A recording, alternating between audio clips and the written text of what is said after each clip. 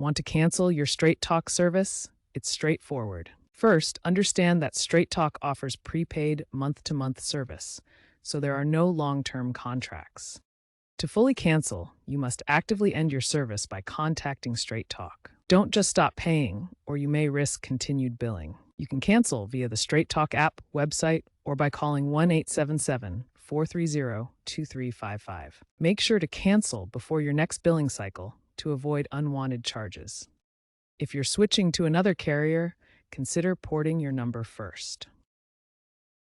To stop auto refill and avoid future charges, disable this feature in your Straight Talk account settings via the app or website. Confirmation emails are now standard, so verify your changes. If you want to move your number to a new provider, that's called porting out. You'll need your Straight Talk account PIN for security.